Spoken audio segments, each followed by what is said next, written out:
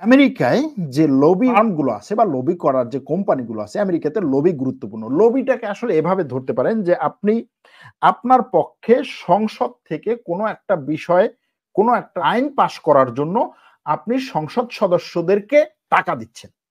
বাংলাদেশের ক্ষেত্রে এভাবে চিন্তা করেন যে আপনি বাংলাদেশের সংসদ সদস্যদেরকে বা এমপিদেরকে টাকা দিচ্ছেন যে আপনার বাংলাদেশের ৩০০ এমপির মধ্যে কমপক্ষে ১৫০ জন বা ১৫১ জন এমপিকে আপনার এমপির সাপোর্ট দরকার কোনো একটা আইন পাস করার ক্ষেত্রে আপনার পক্ষের।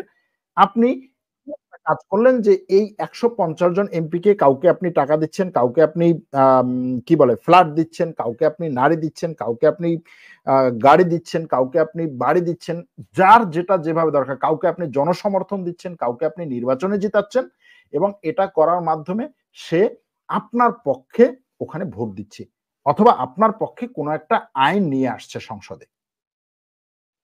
এই কাজ করার জন্য আমেরিকাতে বিভিন্ন ধরনের লবি ফার্ম আছে।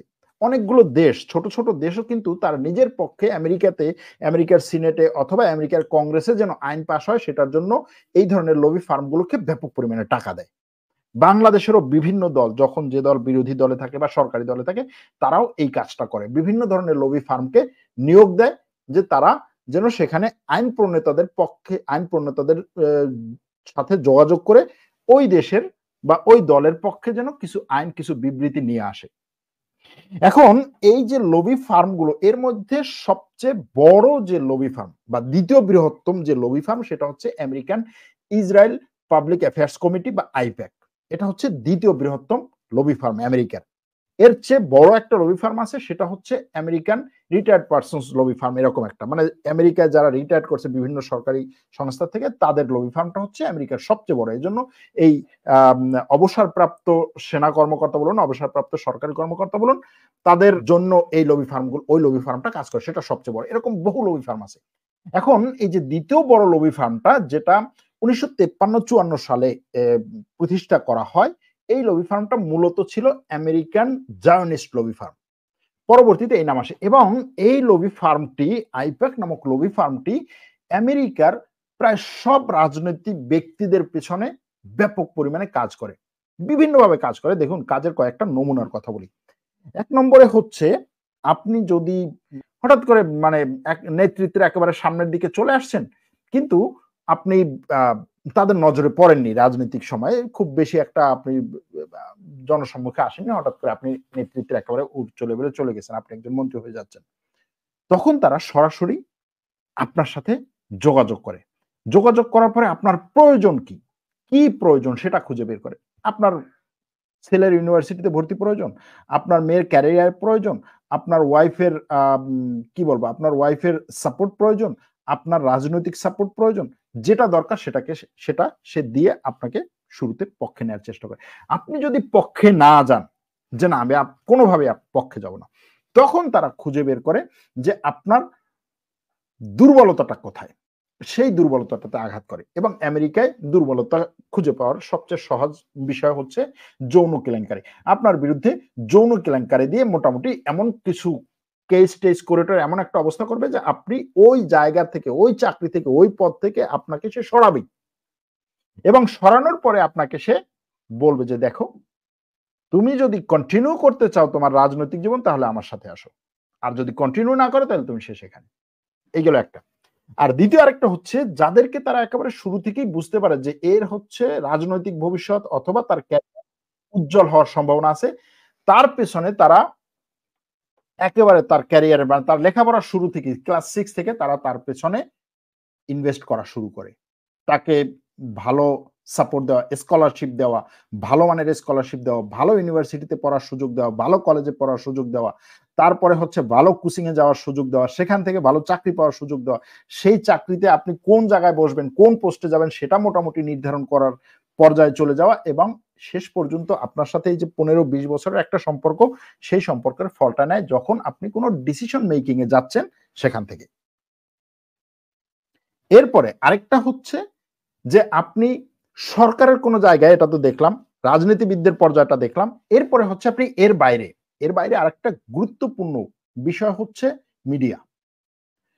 মিডিয়াতে যারা কাজ করে, মিডিয়াতে যারা সামনে যাবে তাদের পেছনে এই সংস্থাটি বিপুল পরিমাণে কাজ করে। আপনি যদি তাদের পক্ষে লেখালেখি শুরু করেন, আপনার লেখালেখির শুরু থেকেই তারা আপনাকে মানে এমন একটা লেভেলে এমন একটা সাপোর্ট দিবে যে আপনি জাস্ট হচ্ছে ইয়াং একটা রাইটার। আপনি অন্য ৫ জনের মতো করেই লেখেন। কিন্তু আপনাকে নিয়ে তাদের সমর্থিত পত্র, পত্রিকা, টেলিভিশন এমন একটা প্রচারণা চালাবে যে আপনি হয়ে যাচ্ছেন ইয়ংদের আইকন। এবং আপনাকে তারা নার্সিং করে আরো ভালো করারও সুযোগ করে দিবে। এবং একদিকে আপনাকে তৈরি করছে, আরেকদিকে আপনার জন্য পথ উন্মুক্ত করে দিচ্ছে। এই দুটো যখন একত্র হয় তখন আপনি স্বাভাবিকভাবেই আরো সামনে আগাচ্ছেন। এবং সামনে গিয়ে এমন একটা লেভেলে যাচ্ছেন আপনি কোন একটা পত্রিকার কোন একটা মিডিয়ার এডিটর হিসেবে বা একেবারে সর্বোচ্চ ডিসিশন মেকিং পর্যায়ে আপনি যাচ্ছেন এবং পরবর্তীতে আপনাকে দিয়ে কোনোভাবেই যেন আপনার কলম থেকে আপনার মুখ থেকে যেন ইসরায়েল বিরোধী কোনো কথা না বেরোয়। এখন এই যে কাজগুলো করছে বলতে পারেন যে এই কাজগুলো তো সে আমেরিকার সরকারের আমেরিকার ইন্টেলিজেন্সের সামনে থেকেই করছে, তাহলে তারা কেন ঠেকাচ্ছে না? তাদের ঠেকানোর কোনো পরিস্থিতি নেই এবং তারা আইন করে দিচ্ছে যে এই সংস্থাগুলো বিশেষ করে আপনি ইসরায়েলের পক্ষে লবি চালাতে গেলে আপনার কোনো ধরনের আইনি বাধা আপনার সামনে আসে দাঁড়াবে না। অন্য কোনো দেশের লবি চালাতে গেলে আপনার সামনে বিভিন্ন ধরনের আইনি বাধা এসে দাঁড়াতে পারে। আর অন্য কোন দেশের লবি যে সমস্ত ফার্ম গুলো চালায় বা টাকা দেয়, যে সমস্ত দেশ যেমন আরবদের লবি ফার্ম আছে সেখানে, তারা দুর্বল। এই যেটা বললাম যে তাদের এই লবি ফার্ম, তাদের এই যে রাজনৈতিক ব্যক্তি, তাদের এই যে সরকারের বিভিন্ন উচ্চ পর্যায়ে কর্মকর্তাদেরকে সেখানে নিয়ে আসা, জাজ বলুন, তারপরে হচ্ছে ব্যারিস্টার বলুন, সরকারের বিভিন্ন লেভেলের আমলা বলুন, সচিব বলুন, মানে বাংলাদেশের হিসাবে বলতেছি। তাদেরকে যে এই বিভিন্ন লেভেলে নিয়ে আসা, এই নিয়ে আসার ক্ষেত্রে যদি কেউ তাদের বিরুদ্ধে দাঁড়ায়, বাধা হয়, তখন তার বিরুদ্ধেও তারা ব্যাপক পরিমাণে টাকা খরচ করে তার বিরুদ্ধে তারা জনমত তৈরি করে মিডিয়ার মাধ্যমে, থিঙ্ক ট্যাঙ্কের মাধ্যমে এমনভাবে একটা এবং এই যে কেস মামলা করে এমন একটা জনমত তৈরি করে যেটার বিরুদ্ধে আপনি দাঁড়াতে পারছেন। এই গেল হচ্ছে তাদের কাজ। এখন এই কাজের সাথে সাথে যেহেতু এই ছেলেপেলেগুলোকে, সন্তানগুলোকে একেবারে শুরু থেকেই নার্সিং করে তৈরি করা হয়, সুতরাং সে আপনার আমার মতো এর বাইরে গিয়ে চিন্তা করে না। সে মনে করে তাকে এই চিন্তাটাই করানো হয় যে ইসরায়েলকে সাপোর্ট দেওয়া, ইসরায়েলের রাষ্ট্র প্রতিষ্ঠার জন্য কাজ করা তার ১ নম্বর দায়িত্ব। এরকম অনেক রাজনীতিবিদ আছে যাদের কথা আপনারা যদি একটু সার্চ করেন দেখবেন যে তাদের এরকম বক্তব্য অথবা কংগ্রেসে এসে তাদের এরকম বক্তব্য যে আমার ১ম এবং প্রধান দায়িত্ব হচ্ছে ইসরায়েলের রাষ্ট্রের নিরাপত্তার জন্য কাজ করা। অথচ একজন কংগ্রেসম্যানের বক্তব্য কি হওয়া উচিত? যে আমার ১ম এবং প্রধান দায়িত্ব হচ্ছে আমেরিকার নিরাপত্তার জন্য কাজ করা। কিন্তু সেটা না। এখন তারা এই যে বক্তব্যগুলো দিচ্ছে, এই বক্তব্যের বিরুদ্ধেও কিন্তু কোন ধরনের আপনি দেখবেন না, কি বলে? কোন ধরনের হচ্ছে টেলিভিশনে, পত্র-পত্রিকায় অথবা রাজনৈতিকভাবে এটার বিরুদ্ধে কোন নিন্দা বা এটার বিরুদ্ধে কোন ধরনের বিতর্কও দেখবেন না। ২-১ জন যদি বিতর্ক করে তাদেরও মুখ বন্ধ করে দেয়। এখন এই কাজ করার সাথে সাথে তারা আরেকটা সাপোর্ট পায়, সেটা হচ্ছে খ্রিস্টান ইভাঞ্জেলিক যারা আছেন বা ইভাঞ্জেলিক্যাল খ্রিস্টান যারা আছে তাদের কাছ থেকে ব্যাপক একটা ধর্মীয় সাপোর্ট পায়। এরা মনে করে যে ইসরায়েল রাষ্ট্রের প্রতিষ্ঠা হওয়া এটা হচ্ছে বাইবেলে গডের দেওয়া একটা ওয়াদা। সুতরাং এই রাষ্ট্র প্রতিষ্ঠার বিরুদ্ধে দাঁড়ানো মানে হচ্ছে গডের বিরুদ্ধে যাওয়া। এবং তাদের এই বিশ্বাসটা আরো শক্তিশালী করতে সাপোর্টের জন্য কাজ করছে এই আইপ্যাক এবং আইপ্যাকের সাথে আরো কিছু অঙ্গ সংগঠন।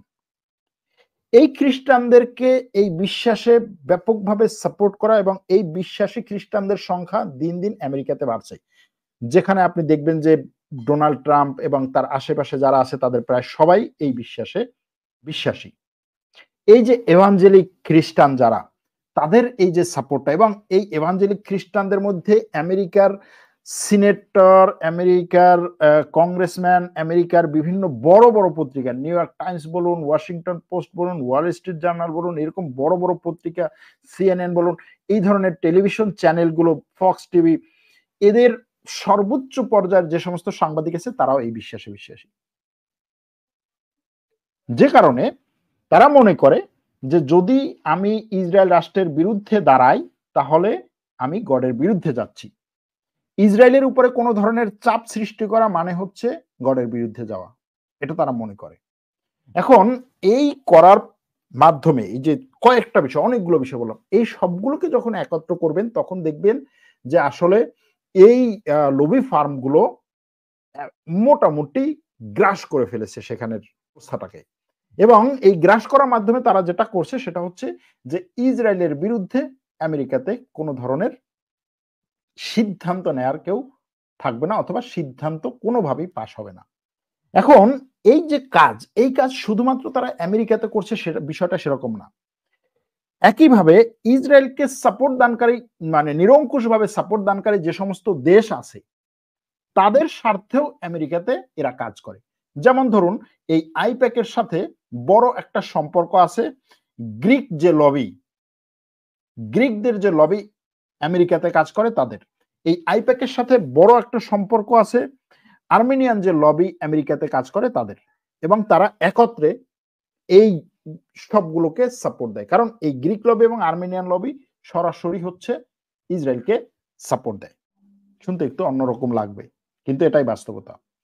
এবং এই একই সাথে মুসলিম বিশ্বের যে সমস্ত দেশ ইসরায়েলের বিরুদ্ধে কথা বলে না অথবা নীরবভাবে ইসরায়েলকে সাপোর্ট দেয়, সেই সমস্ত দেশও আমেরিকার এই লবির কাছ থেকে সাপোর্ট পায়।